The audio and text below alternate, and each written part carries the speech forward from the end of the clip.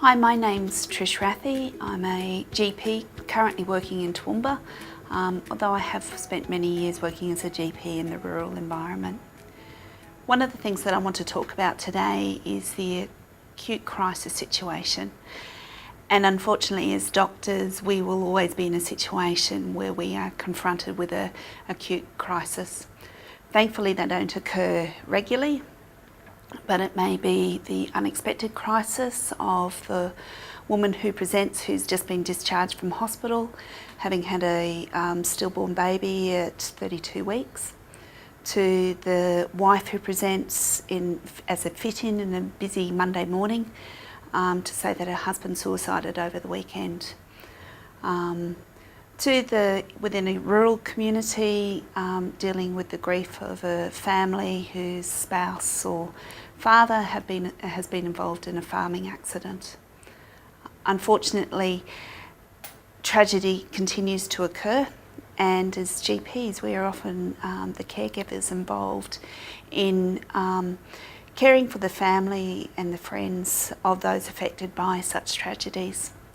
The difficulty is, as GPs within a rural environment, is that we often personally know those affected as well. And so before I go into giving a structure of how to deal with an acute crisis situation, I want to really stress how important it is to look after yourself, to give yourself time to actually deal with the emotions that you may be confronted with, to take time after the consult, and to have time out and go and have a cuppa, to make sure that you've got somebody that you can actually talk to and debrief about it. Sometimes some of the things that you hear are so horrible that unless you actually debrief and share it with somebody else, you'll go home and you'll ruminate over it and be awake at 2 a.m, really quite distressed, in that it will affect your personal life and it will affect your professional life.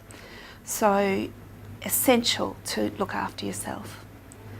So I guess one of the scenarios that we can imagine to discuss is the situation where you're confronted with the fit-in on a Monday morning of somebody whose spouse has suicided over the weekend. And as we know, depression in the rural community, especially among the men, is often undetected and undertreated.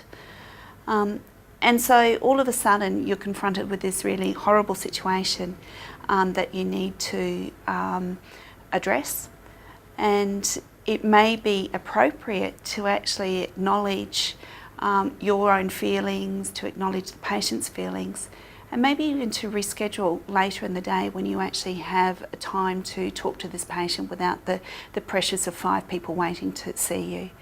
And so I think that it is appropriate to actually ensure that patient safety that you're dealing with, but to actually reschedule. And then at that time, actually sit down and allow the patient to tell their story. Because my experience is that patients are unable to move on from a tragic circumstance until they've actually had that opportunity to talk and to tell. And it's only when they've actually been able to share their story that they can actually then start to move on. There may be some logistics things that you need to consider at that very first consult, such as, are there children present? Is this patient safe? Is there somebody able to come and care for them on a personal level? But essentially that very first consult is actually letting the patient share their story. And to tell it, and sometimes they only need to tell once. I usually then get them back frequent times during the following weeks, and so if I see them on a Monday, would see them again a couple of days later, just to check how they're going. Again, doing it at a time when you've got that ability to spend with time to spend with the patient. So I usually do it at the end of a session, where I know if I run over, it's not going to be a short session. That I don't have patients waiting, I don't have receptionists ringing to say, how long are you going to be? The next time you see the patient, you may actually check and see how they're going, hear their story again, and always go back to letting the patient tell their story. And it's only then that you can actually start to move on. just by asking questions, you can help the patient, I guess, navigate this whole maze of emotions and difficulties that they may be confronted with, whether it's will, whether it's financial constraints, whether it's actually organising the funeral, whether it's dealing with difficult relatives, whether it's dealing with the grief that they're experiencing. But you can give the patient some structure. And then over the coming weeks, I actually continue to follow up with the patient to, and again, enable them to tell their story. And each time they tell their story, they don't have to rehash from the very beginning. They can just share what's happened since they saw you last. That they're able to actually see their way out of this, this dreadful situation and actually start to live again.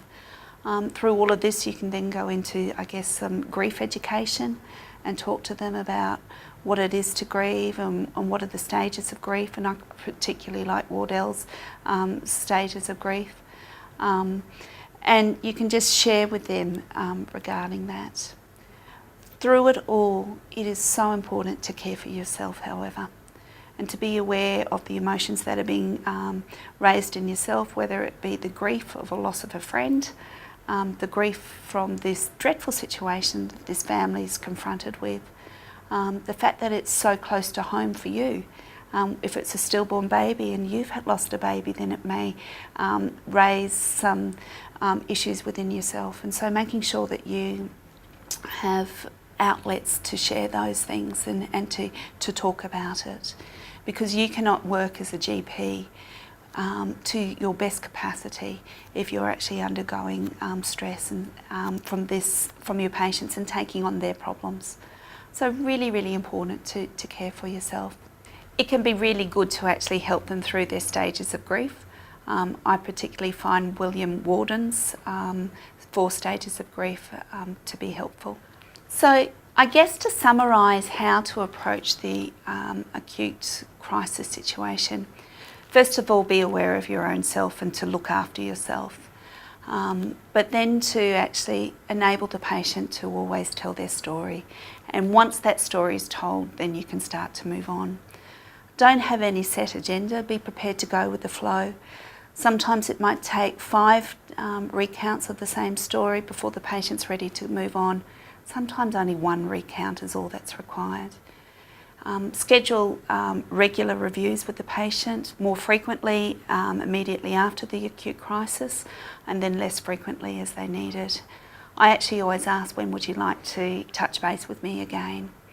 And just continue to be the caring doctor that you are to this person and their family during their time of stress. Thank you.